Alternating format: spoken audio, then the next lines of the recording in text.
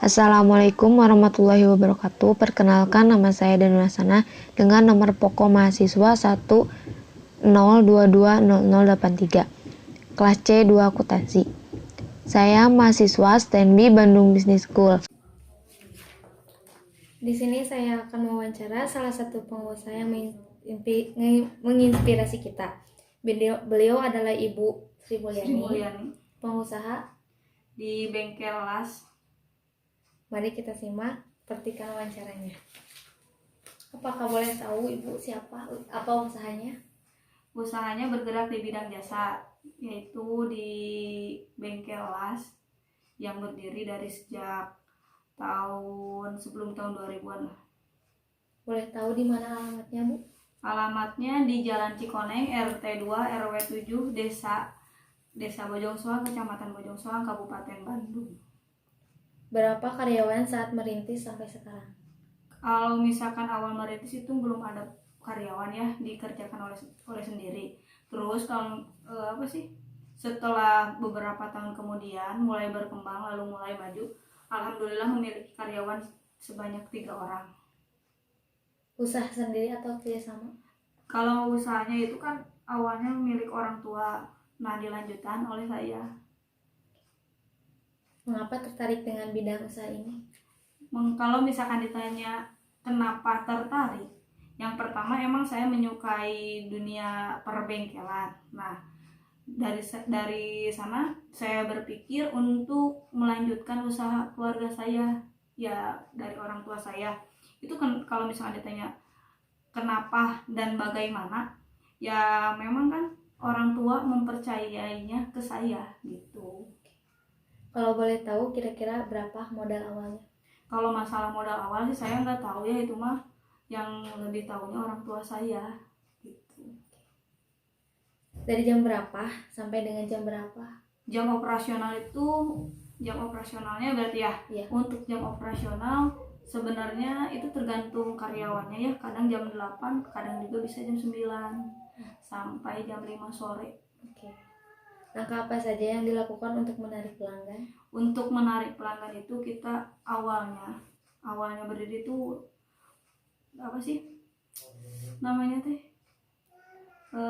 pelanggan itu datang sendiri, tapi pas begitu saya memiliki karyawan, saya ada karyawan yang datang ke tempat calon-calon pembeli itu. Berapa harga barang yang dijualnya? Tergantung, kan kita bergerak di bidang jasa ya, jasa las gitu ya. Untuk pagar misalkan ya, untuk pagar itu macam-macam, ada yang per meternya 200.000 sampai 450.000, itu untuk per meter ya, per meter. Gitu. Terus kalau misalkan di dari rolling tangga, kanopi, itu berbeda lagi, tergantung dari pelanggan maunya apa gitu. Oke. Berapa kira-kira omset per harinya?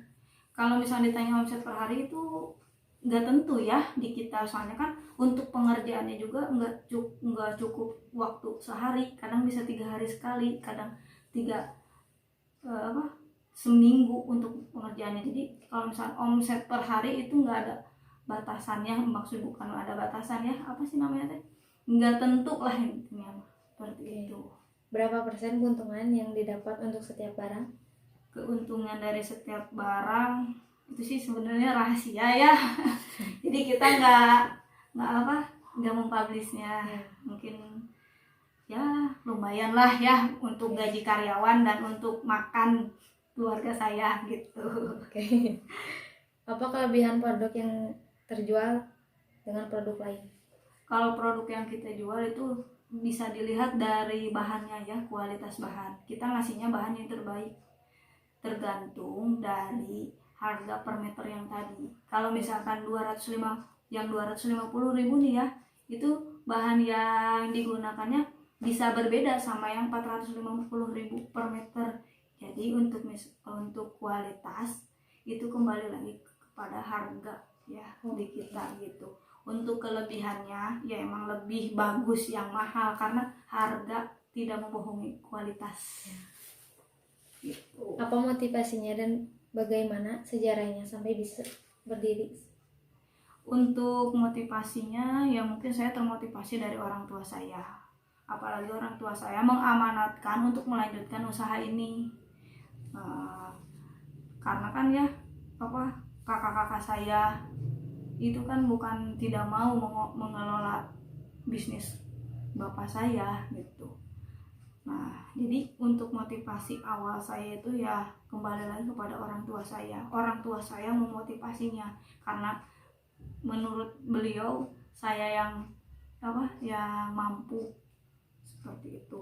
Kalau misalkan sejarah berdiri itu awalnya kan orang tua saya awal mula bisnis sebenarnya bukan dari bengkel las, tapi dari bengkel motor, servis motor, tambal ban. Itu rintisan pertama kalinya ya saya itu di sana.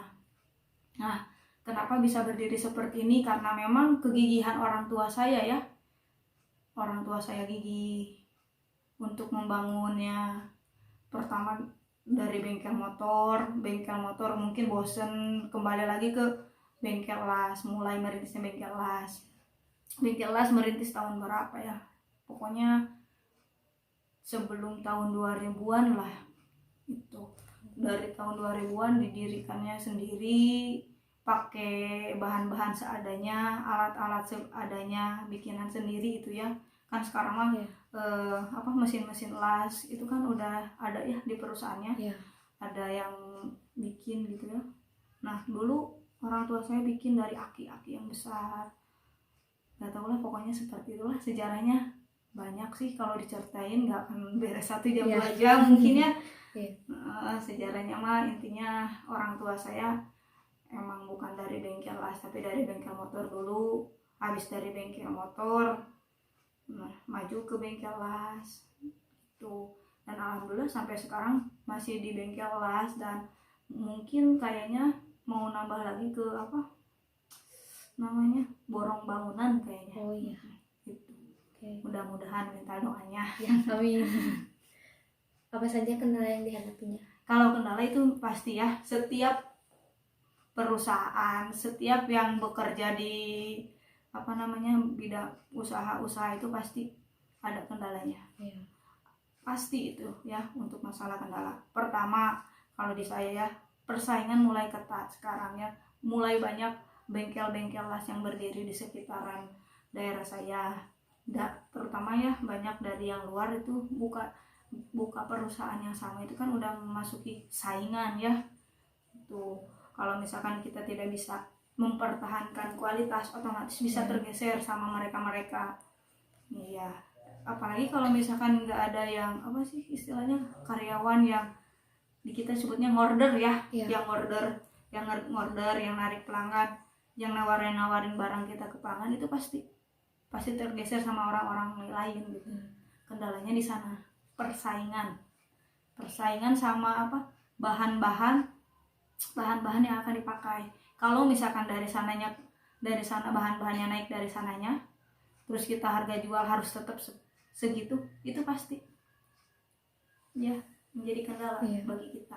Itu belum lagi kan kalau misalkan harga jual yang segitu, belum apa bahan-bahan naik, terus belum lagi gaji karyawan. Kalau misalnya dihitung-hitung ya itulah bisa jadi kendala bagi kita. Motivasi atau tips apa saja sehingga usaha dapat eksis bahkan maju sampai sekarang ini? Gimana Ustaz? Motivasi atau tips apa saja sehingga usahanya dapat eksis bahkan maju sampai sekarang ini? Motivasinya kata saya juga tadi ya, ini merupakan amanat dari orang tua. Terus kita lebih mengutamakan pelanggan ya. Maksudnya mengutamakan pelanggan itu dalam artian bagaimana sih kita mempertahankan kualitas kita gitu. Ya seperti itu kali. Apakah bisa Ibu berbagi tips bagi para calon pengusaha? Untuk tipsnya ya dari saya, mungkin ini kan beda-beda ya kata saya juga tadi. Tipsnya, mohon perhatikan pelanggan adalah raja. Jadi diusahakan kepuasan pelanggan itu nomor 1 ya. Dari saya. Tips yang lain apa ya, paling intinya jangan mengecewakan karyawan, jangan mengecewakan pelanggan, Itu saja, karena pelanggan itu raja, kata saya juga. Itu sih paling motivasinya atau tipsnya. Dan jangan lupa ya, untuk harga itu harus sebanding sama apa sih bahan yang kita pergunakan. Jangan Kualitas. sampai si pelanggan itu kecewa, kenapa ini seperti ini. Nah seperti itu kan biasanya kalau misalnya dari barang-barang dari las, bengkel las itu seperti pagar kan, kalau misalkan besinya yang jelek itu ya, bukan yang jelek ya, besi yang standar gitu ya, itu kalau misalkan dalam jangka beberapa tahun kan bisa apa sih namanya, karatan, terus jadi ya seperti itulah, mungkin tahu ya kalau dari besi itu kalau kena hujan sama panas. Jadi usahakan jangan mengecewakan pelanggan, gitu aja sih. Oke. Ya, terima kasih Bu. Iya, sama-sama. Mudah-mudahan dapat dijadikan motivasi dan dapat menginspirasi kita semua. Terima kasih. Wassalamualaikum warahmatullahi wabarakatuh.